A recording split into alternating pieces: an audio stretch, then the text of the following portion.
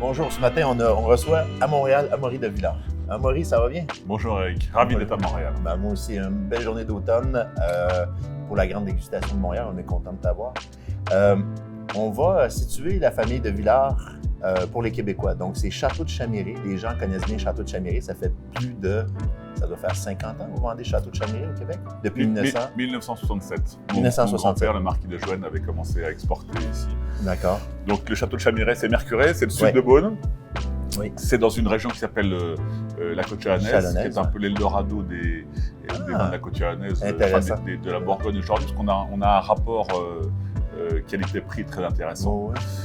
Donc ça, c'est le berceau de notre famille, Mercurey. Le château de Chamiré, c'est en plus une maison que j'habite. Tu habites au château. Voilà, exactement. Donc il existe. Il existe vraiment, Ouais, c'est pas du carton-pâte, il existe vraiment.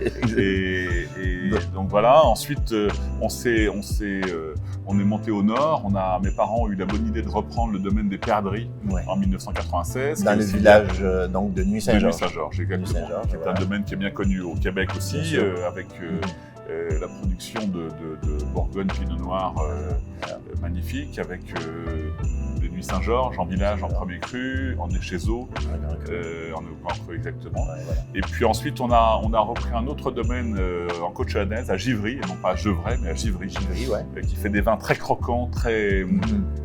Avec une bonne personnalité quand même. Exactement. C'est quand même affirmé. Très juteux, et sur lequel on a une vraie expression de terroir. Ça s'appelle le domaine de la Ferté. Oui. On produit à la fois des Givry village et des Givry premier cru, notamment Servoisine.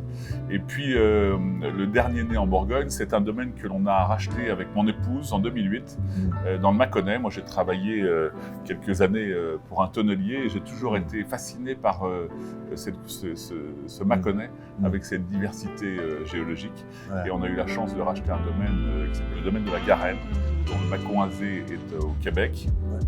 On a aussi 2 parcelles de Pouilly-Fuissé, et puis Mâcon-Bussière, Mâcon-Solutré, voilà. En fait, ce sont 4 domaines dans notre famille, puisque c'est aujourd'hui mon père et ma sœur et moi qui nous en occupons.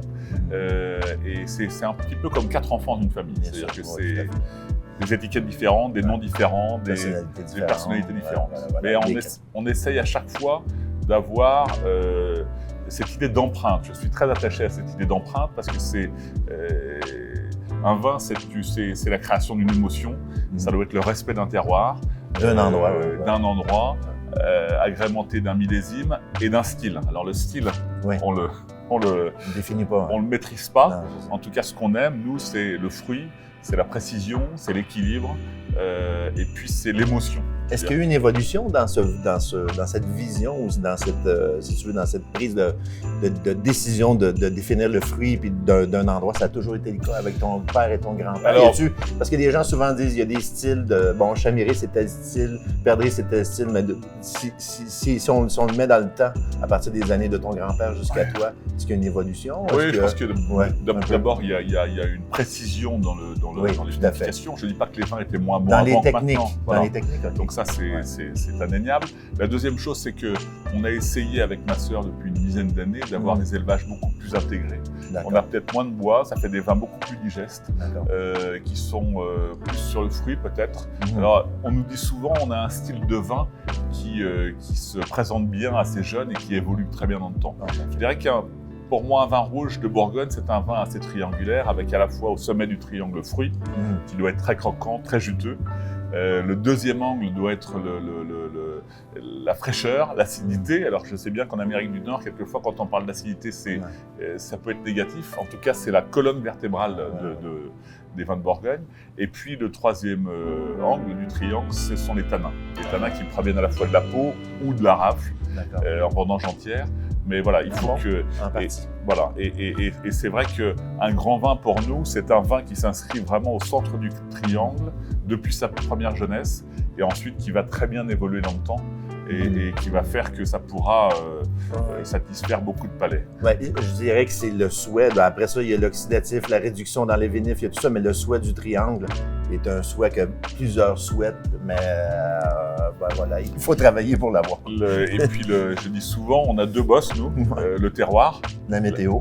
Et puis le climat, effectivement. Voilà, tout à fait. Là, vous avez subi depuis plusieurs années, là. Depuis 5-6 ans, vous avez subi quand même. Je pense qu'il y a une brutalité climatique importante que l'on ressent. Après, il faut s'organiser. On vendange tous nos raisins, sont vendangés à la main. Bien sûr, dans des petites caisses. On travaille entre 6h30 du matin et 10h. À partir de 10h, les raisins vont être stockés.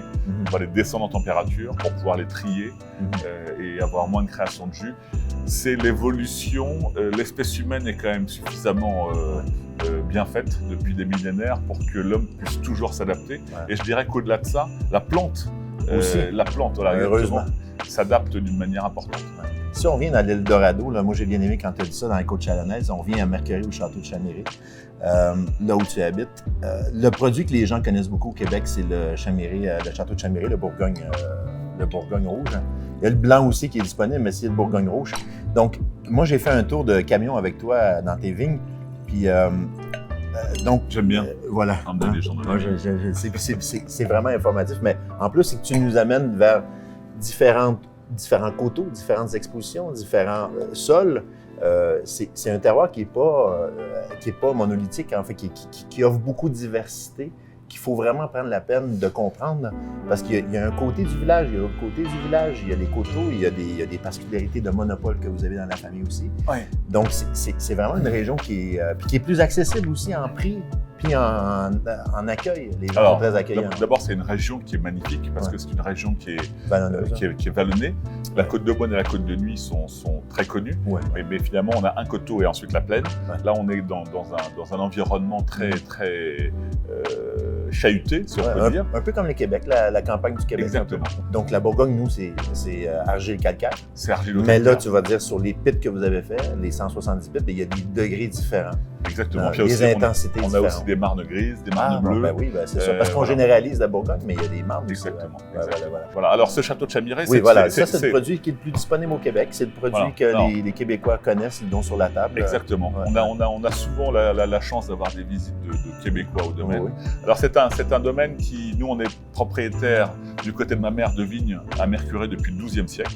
Et en 1932, mes arrière-grands-parents ont racheté ce domaine. Et au cours d'un déjeuner dominical, ils ont donné les clés à mes grands-parents. D'accord. Voilà. Aujourd'hui, c'est un domaine de 37 hectares qui est composé de 2 tiers en pinot noir et d'1 tiers en rouge. Vous avez une bonne proportion de blanc. Oui, exactement. On a toujours une bonne proportion de blanc et qui donne des vins sur le côté fruits jaunes, belle tension, très beau vin de repas. Voilà. Alors là, on est sur le millésime 2020. Millésime Donc 2020. Les gens nous en ont parlé beaucoup au salon Exactement. Là, ils ne savent pas trop. Les gens se rappellent qu'il y a eu des mauvais millésimes récemment, il y a eu des intempéries, il y a eu des réductions de production sur certains, mais 2020 a été un millésime, bon, il y a un millésime un peu chaud, mais la production, il était peut-être pas au niveau de 100%, mais il était quand même à 70% de la production habituelle, non? Donc, ça fait probablement un moins 30% de production. Ça a été un été chaud. À côté de ça, on a eu la chance d'avoir des nuits fraîches. Et la Bourgogne, c'est un climat continental. Donc, ça, c'est très important parce que ça nous permet de garder le fait qu'il y a l'inertie thermique entre le jour et la nuit. Et d'avoir de la fraîcheur la nuit nous permet en fait de garder cette fraîcheur qui est très importante, puisque les vins de Bourgogne sont des vins qui sont faits sur lesquels on peut effectivement boire un verre avant le souper, mais c'est quand même des vins qui sont faits pour être dégustés au cours d'un repas, si tu veux. Donc il faut la fraîcheur. On la ressent en bouche. Voilà. Le nez annonce des fruits un peu plus mûrs, des cerises peut-être un peu, mais en bouche, quand même, il y a une attaque. Tu as tout à fait raison. Les tanins, il y a l'acidité, un peu comme tu disais au début. Tanins et acidité avec le fruit. Donc on est sur ce côté un peu cerise Bigarreau, cette cerise très juteuse, avec de la chair, ce côté un peu fruits rouges à noyau. Et puis on a la première impression, c'est effectivement la fraîcheur quand on prend une... Tout à fait. La température de service est importante. Exactement. Ne pas hésiter à le servir à 16 degrés. 16 degrés, c'est parfait. Et c'est ce qu'on appelle une belle bouteille en Bourgogne. Ça qui est vide. Ben voilà, exactement. En faisant attention. Oui, voilà. Mais effectivement, c'est le vin sur lequel on a envie de revenir, où le verre est tendu et on demande, il n'y aurait pas une petite goutte qui reste. Voilà. C'est ça. Et bon, dans notre histoire, c'est la famille, parce que la famille est très importante. C'est la gourmandise, l'émotion dans le style de nos vins, la fraîcheur.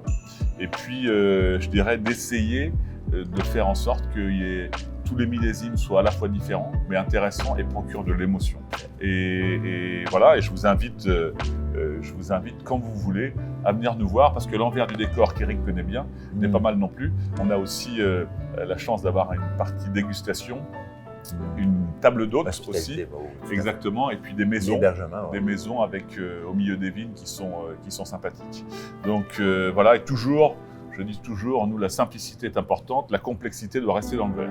Voilà, c'est un peu. Merci Amaury. Merci beaucoup.